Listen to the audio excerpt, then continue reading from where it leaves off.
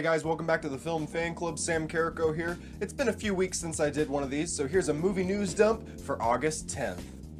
Entertainment Weekly is giving us a sweet brand new look at Star Wars The Last Jedi this week in their fall movie preview. Not only does it show off awesome new images of Luke, Rey, Leia, and company, but it also revealed some interesting minor details on the story. When Rey first meets Luke, he's eager to leave his Jedi past behind. His island, we saw in The Force Awakens, will also be inhabited by some unique new creatures, some of which could potentially even come along for the ride, and they look really cute, by the way. Finn's back and embarking on a mission to a casino city with Kelly Marie Tran's character, and finally, the article indicates that this will be the last time we see Carrie Fisher's Leia Organa. They've got a pretty great spoiler-free kind of preview of what's to come in The Last Jedi, and this is probably our best taste of it until we get the final trailer, probably in like October or something like that.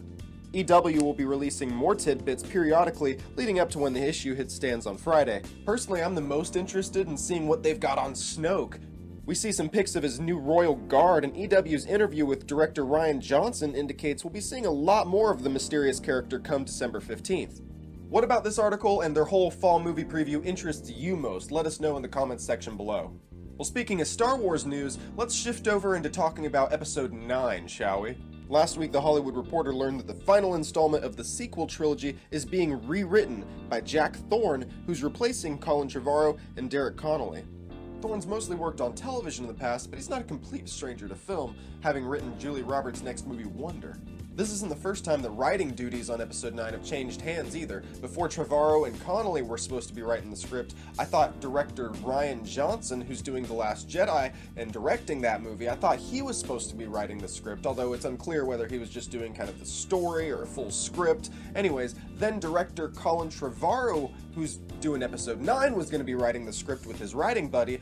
I feel like my fear is Disney and Lucasfilm, they got a little bit uneasy with him doing the screenwriting after his most recent film, Book of Henry, didn't do very well in theaters. So I feel like they might have taken him off and then put this new guy on. But you would think that if they were worried about the script not being right, then they would put someone a little bit more prestigious than a guy who's done just a bunch of television work in the past. I don't know, that's just me, who knows? Maybe they know exactly what they're doing, and we'll find out when the movie comes out in May of 2019.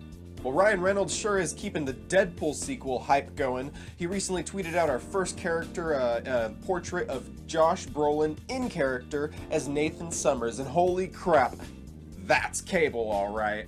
The iconic time-traveling mutant was teased at the end of the first Deadpool movie in 2016, and Brolin was cast a year later in the role.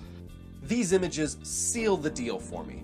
Every detail, down to his glowing red eye, even his mechanical arm, looks straight out of the comics and fits perfectly in the world that they've created for Wade Wilson.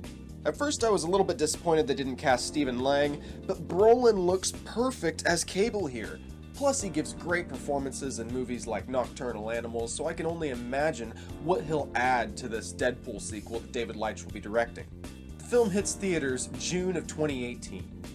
The cast of Disney's live-action Aladdin remake is coming together. Having already cast Will Smith as the genie, Mena Massoud as Aladdin, and Naomi Scott as Jasmine, The Hollywood Reporters revealed last week that Marwan Kenzari is now in talks with the studio to play the villain Jafar. This new movie adaptation will follow the events of the 1992 animated version, but will include some other details that weren't previously included that are from the mythology.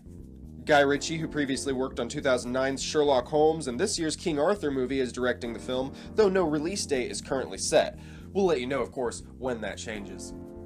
Well, that's your movie news dump for this week, guys. Thanks so much for checking it out. We're going to be trying to get back to regularly doing movie news dumps. We just got a lot really focused on the Game of Thrones reviews and the other movie reviews that we've been doing. It is summertime after all, but as we get into the fall and kind of move towards away from the summer blockbuster season, we'll be kind of getting back into the swing of regular movie news dumps. So make sure you're subscribed to this YouTube channel. Follow me on Twitter and Instagram as well while you're at it, at Samuel D. Carrico. Well, thanks again, and I'll see you in the next video.